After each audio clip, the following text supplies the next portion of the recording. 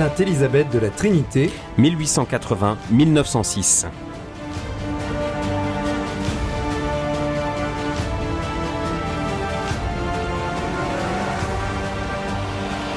Comme Sainte Thérèse de Lisieux, dite de l'Enfant Jésus, Sœur Élisabeth de la Trinité a traversé l'aube du XXe siècle avec la rapidité d'une flèche.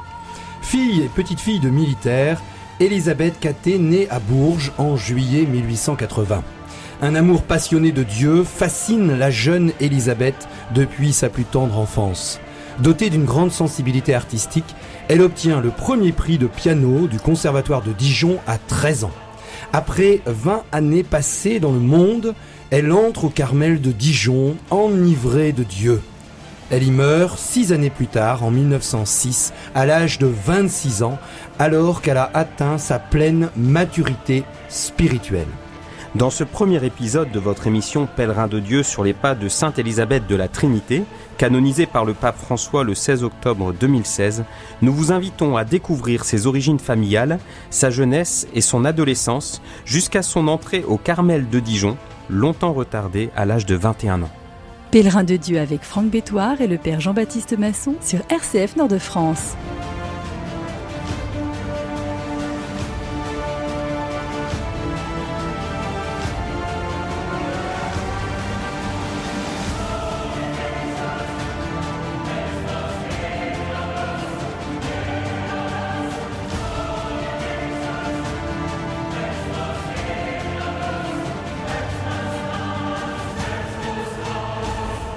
Sainte Élisabeth de la Trinité, nous sommes à Dijon, dans la France de la fin du 19e siècle et du début du 20e siècle. Elle est née en 1880, à une époque où le contexte est bien particulier pour l'Église catholique de France. Un petit rappel historique, vous vous souvenez tous de cette grande rupture de la Révolution française, avec, à partir de la Grande Terreur, une sorte de grande déchristianisation, et le 19e siècle va balancer entre retour aux expressions de la foi, un retour de la religion catholique insérée dans l'espace public, et puis à partir de la deuxième moitié du 19e siècle, sous notamment le Second Empire de Napoléon III, une politique défavorable à l'Église de France. Alors, c'est cette ambiguïté que va connaître toute l'Église de France au 19e siècle. Je prendrai deux exemples. Le premier, c'est que, effectivement, à la fin du 19e siècle, les historiens ont essayé de décrire cette France religieuse comme la fin de l'unanimisme, c'est-à-dire la fin d'un conformisme religieux. La vie du village n'est plus désormais dominée par la religion catholique, mais il va y avoir deux camps, le camp des républicains, quelquefois anticléricaux, et puis le camp qui suit le clergé. Et cette situation va fluctuer en fonction des gouvernements. Et à partir de 1878, une nouvelle majorité, nous sommes dans la Troisième République en France, une nouvelle majorité sénatoriale et le remplacement de MacMahon par Jules Grévy à la présidence de la République va être le prélude à la grande offensive anticléricale. Vous vous souvenez tous de cette grande date de 1905, cette séparation entre l'Église et l'État en France. Eh bien, c'est l'aboutissement d'un siècle où la religion catholique a été ballottée entre une division notamment politique, et puis d'un autre côté cette religion catholique était encore bien réelle. Il y a une très grande vitalité chrétienne au 19e siècle. On peut songer par exemple à la construction des trois grandes basiliques de Marseille, de Fourvière ou de Montmartre, ou alors les grandes dévotions de la piété catholique comme la dévotion au Sacré-Cœur de Jésus et à la Vierge Marie. Mais la division des Français est quand même profonde et le contexte politique est sérieux pour la fin du 19e siècle et notamment pendant toute la vie courte de Sainte Élisabeth de la Trinité. Alors celle-ci est née en 1880, 10 ans après la défaite de Sedan et donc la guerre avec la Prusse. Et donc, elle naît dans une famille de militaires, alors très marquée donc par le contexte historique de l'époque. Son père est âgé, il a 48 ans lorsqu'il épouse sa mère, qui elle en a 33. Et donc, c'est des enfants eux-mêmes de militaires, donc on baigne vraiment dans le contexte militaire. Son père est capitaine dans une garnison près de Bourges, dans le Cher, à Farges en Septaigne. Et donc ce mariage tardif s'explique par la carrière militaire du père, qui a connu la campagne d'Algérie, puis la guerre contre la Prusse, et il a été fait prisonnier en 1870 et nommé capitaine en 1875. Il a épousé en 79 Marie Roland, qui elle aussi est fille d'un officier retraité. Marie a connu un premier fiancé qui est décédé pendant la guerre de 1870. Alors elle en est restée profondément affectée, et ça explique tout à fait ce mariage tardif. Marie a aussi pensé à la vocation religieuse, puis finalement dans son chemin elle a découvert qu'elle n'était pas faite pour ça, et que c'était pas son appel. Alors tout ça va imprégner l'ambiance familiale. Ce sont des gens à la fois rigoureux et simples, avec cette ambiance de caserne.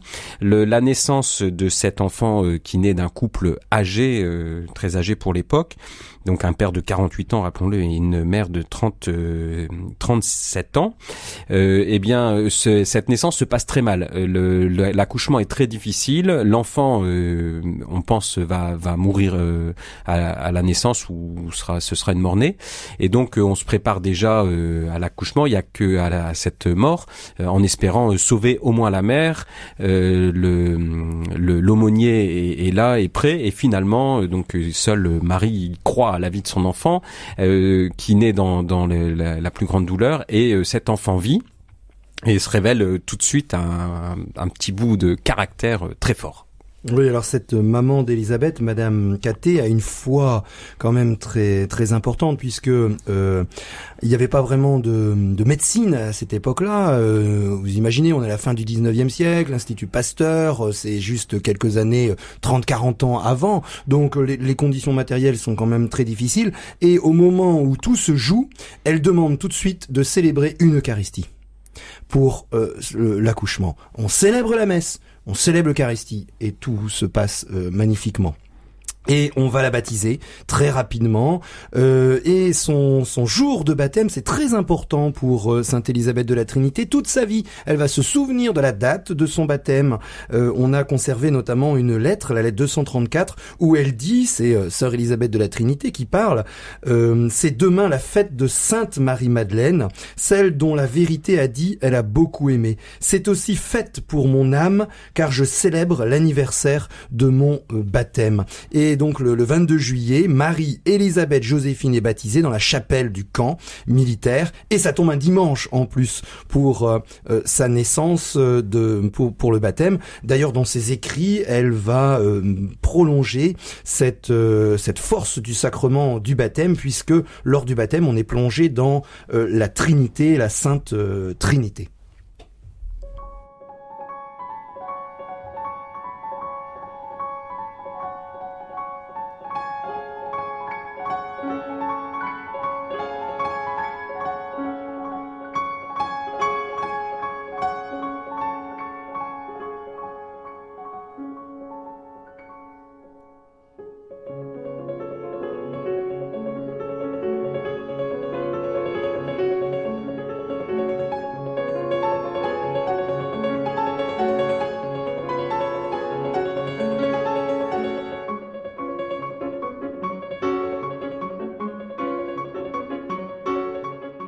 Pèlerin de Dieu sur RCF Nord-de-France. Nous sommes avec Sainte Élisabeth de la Trinité, cette grande sainte du Carmel français, canonisée par le pape François en octobre 2016. Nous avons, juste avant la petite pause musicale de piano, alors pourquoi avoir choisi cette pause musicale? C'est que Sainte Élisabeth de la Trinité va être une virtuose du piano, elle va recevoir des prix. C'est une artiste, une grande... quelqu'un qui aime beaucoup la musique, et notamment les romantiques, enfin on aura l'occasion d'en reparler, voyez, je vous dévoile pas tout à l'avance. Nous sommes tout à fait au début de son baptême, et après sa naissance, les cathés, le papa et la maman, restent environ 9 mois au camp militaire d'Avord, près de Bourges, puis ils déménagent. Tous les militaires, auditeurs, connaissent les déménagements. Ils vont s'installer près de Dijon, à Auxonne, en Côte d'Or, où la compagnie du capitaine Catté tient garnison à partir du 10 mai 1881. Et là, après la naissance d'Élisabeth, c'est la naissance d'une petite sœur au mois de novembre 1882. La famille vient encore de déménager, elle vient d'habiter Dijon cette fois-ci, et dans rue Lamartine, non loin de la gare, et là, une sœur, Marguerite, qui sera surnommée Guite, née le 20 février 1883, Sainte Élisabeth de la Trinité a juste 2 ans. Une profonde affection unira les deux sœurs, et Élisabeth reconnaît en elle un écho de son âme. On a des lettres très belles entre les deux sœurs, même quand Sainte Élisabeth de la Trinité sera au Carmel. Mais elles diffèrent par leur tempérament. Autant Élisabeth est vive et ardente, autant Guide, sa sœur Marguerite, est douce et réservée. Mais une vie de sainte se déroule aussi face aux événements de la vie qui, comme nous tous, sont parfois joyeux mais aussi douloureux. Les saints ne traversent pas la vie sans avoir d'épreuves. Ça, c'est complètement faux. Un grand-père très proche va d'abord mourir. Il y a sa grand-mère maternelle à 2 ans, et puis ensuite à 6 ans, c'est son grand-père maternel, Raymond Roland, qui décède au foyer familial. Mais surtout, 8 mois après, Élisabeth a 7 ans, son papa, un fier capitaine qui était très droit, qu'elle aimait beaucoup, est brusquement terrassé dans les bras de sa fille qui a 7 ans par une crise cardiaque. Nous sommes le 2 octobre 1887 et Sainte Élisabeth doit dire adieu à son papa. On ne peut pas mesurer tout le bouleversement de cette mort si soudaine, mais en tout cas, on a conservé des poèmes, un très joli poème qu'elle va écrire 10 ans plus tard en se rappelant l'événement tragique. Je la cite. « Ô père, elle parle à son papa 10 ans plus tard, il y a 10 années te frappait la cruelle mort. Tu laissais ta veuve éplorée, tes enfants si jeunes encore. Et ton âme quittait la terre, le lieu d'exil et de misère, pour retourner au sein de Dieu, dans la belle cité des cieux. C'est dans mes faibles bras d'enfant, ces bras qui te caressaient tant, que dura ta courte agonie, le dernier combat de la vie. Et j'essayais de retenir ce si long soupir. Protecteur de mon enfance, qui sut veiller avec constance sur tes chers petits-enfants, je te promets bien que les ans n'effaceront de ma mémoire le souvenir d'un père aimé, qui par Jésus fut appelé bien jeune à l'éternelle gloire. » Alors cet enfant qui vit ainsi douloureusement le départ de son père est une enfant qui a énormément de caractère. C'était un des traits marqués de son enfance. Sa mère doit affronter, autant sa sœur Marguerite a hérité du caractère sans doute plus paisible et posé de son père. Elle a hérité certainement de la force de caractère du militaire qui était son père, et puis du tempérament de feu de sa mère avec laquelle elle s'affrontera beaucoup. Donc Élisabeth est sujette à des colères terribles. Déjà toute petite, sa mère on parle comme d'un petit diable, un vrai démon, et elle témoigne de ces colères que rien ne pouvait calmer. Alors on menaçait l'enfant de faire ses valises pour partir en pension, et c'était vraiment la main sur la poignée de la valise qui finissait par calmer l'enfant. Donc ce caractère qu'elle va apprendre progressivement à maîtriser, on verra aussi par quels moyens. Alors, cet enfant, pourtant, a de l'amour pour Dieu, et c'est quelque chose qui la travaille intérieurement très tôt. Alors, sa mère la surprend à faire prier sa poupée à l'occasion d'une personne qui était malade, donc elle priait pour sa guérison, et donc elle fait prier sa poupée, voilà, et donc elle lui enseigne. Donc elle avait l'air de pas trop recevoir les leçons pour elle-même, mais par ces petits épisodes typiques de la vie d'une enfant, on voyait que cette piété commençait à gagner son cœur. Et donc la foi, Marie va réussir à la transmettre à sa fille Élisabeth. Et donc malgré ses colères et son mauvais caractère, eh bien Dieu travaille son cœur. Elle va recevoir une éducation tout à fait approximative. Donc avec, elle est assez rétive aux leçons de grammaire comme de mathématiques. Et donc elle va toujours garder une orthographe assez moyenne, pour pas dire catastrophique. Et donc, mais pourtant avec des grandes qualités artistiques qui vont pouvoir s'affirmer. Sa mère essaye de faire ce qu'elle peut, mais avec les déménagements, avec l'inconstance, voilà, dans l'enfance ça va être difficile. Alors ce foyer va continuer sans le père à s'établir à Dijon. Et là très tôt, donc peu après le décès de son père, il y a une scène touchante où l'enfant, le prêtre est venu visiter Madame Catté, et Élisabeth à la fin, juste avant de monter faire la toilette, se glisse près du prêtre et lui glisse à l'oreille: je serai religieuse, monsieur l'abbé, je veux être religieuse. La mère surprend cette parole et est tout à fait saisie et panique devant ce désir qu'elle sent chez sa fille comme quelque chose de très sérieux.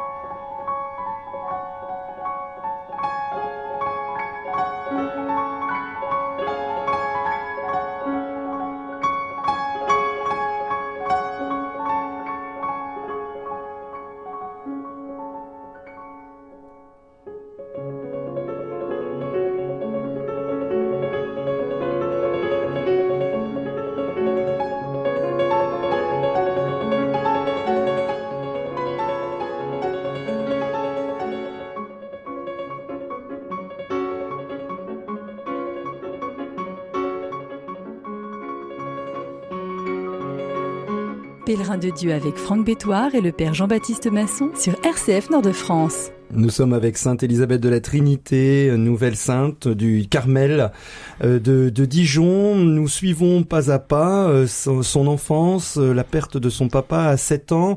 Et puis, juste avant la pause musicale, nous avions évoqué son terrible caractère. Alors, je voudrais simplement vous faire partager, notamment à toutes les familles qui ont le courage d'aller à la messe avec leurs enfants qui sont parfois turbulents. Cette petite anecdote de Sainte Élisabeth de la Trinité, elle a 3-4 ans peut-être, et c'est au moment de la crèche. Une religieuse vient demander à la maman si la petite Élisabeth n'avait pas un bébé pour représenter le petit Jésus dans la crèche à l'intérieur de l'église.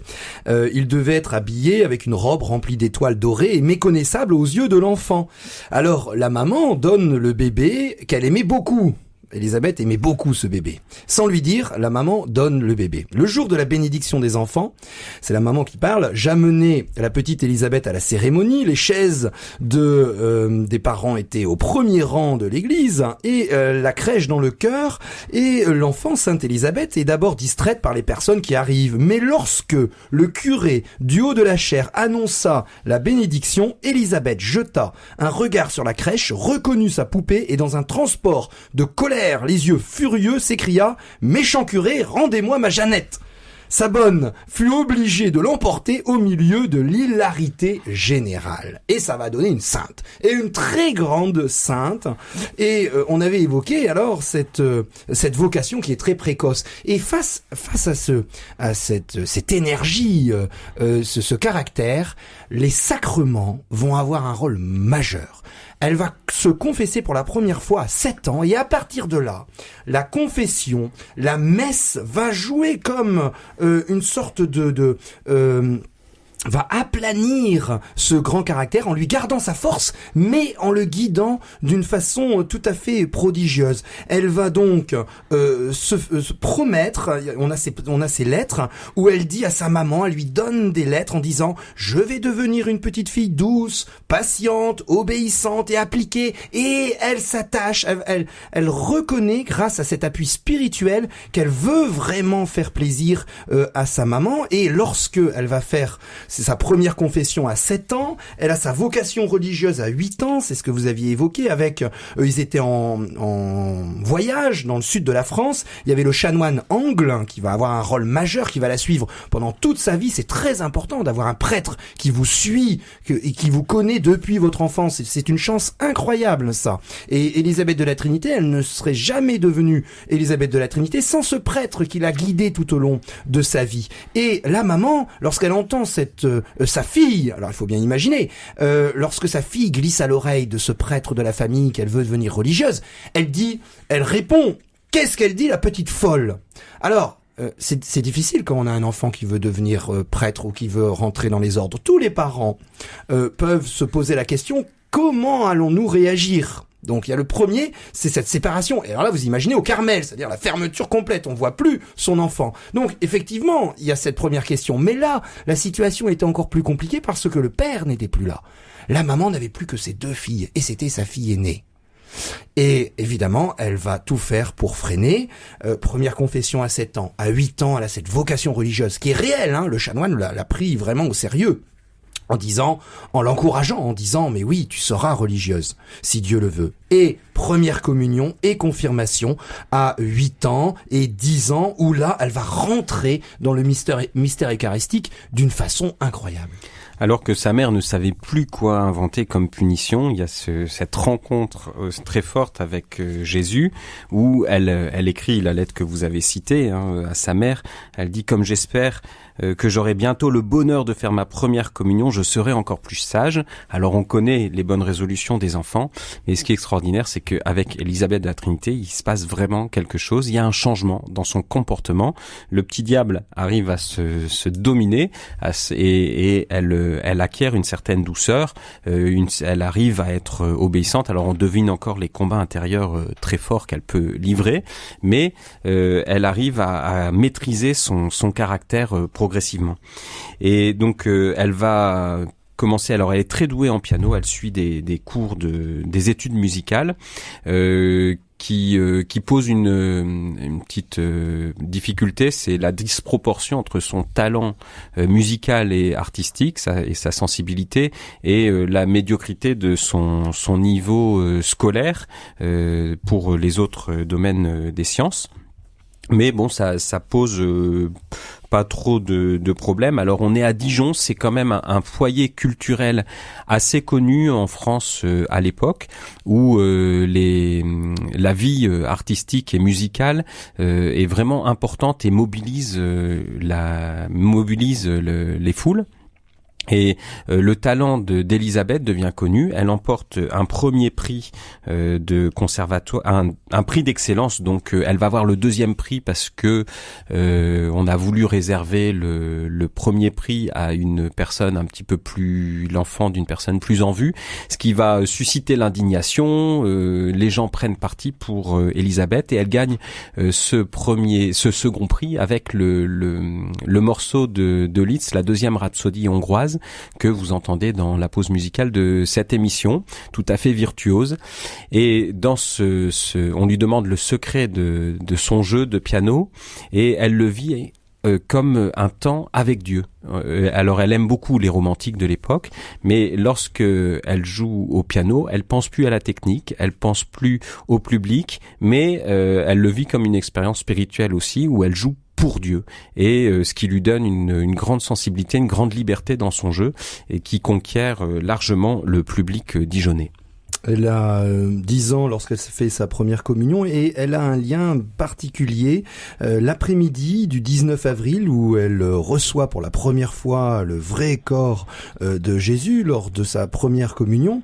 Elle a 10 ans, et bien l'après-midi elle fait une visite au Carmel de Dijon et la supérieure, Mère Marie de Jésus, lui apprend que son nom d'Élisabeth signifie maison de Dieu. Alors c'est une étymologie pas tout à fait juste mais qui était admise à l'époque. Et puis elle lui offre, la supérieure du Carmel, une petite image au verso de laquelle elle a écrit ces mots: « Ton nom béni cache un mystère qui s'accomplit en ce beau jour. Enfant, ton cœur est sur la terre, maison de Dieu, du Dieu d'amour. » 2 mois après sa première communion, elle reçoit en l'église Notre-Dame le sacrement de confirmation et à partir de ce moment, raconte une amie, la piété d'Élisabeth s'accrut davantage, elle communiait souvent et versait d'abondantes larmes après. Elle n'a pas encore 15 ans quand elle compose ce court poème. Auprès de Jésus hostie, je voudrais passer ma vie, reposer près de son cœur, fais ici-bas mon bonheur. Et cette adolescente va multiplier les temps en paroisse, la messe bien sûr, les retraites organisées, les exercices du mois de Marie, et à 14 ans, en juillet 1894, un événement décisif se produit. C'est un matin, à la fin de la messe, elle va se lier à Jésus par le vœu de virginité.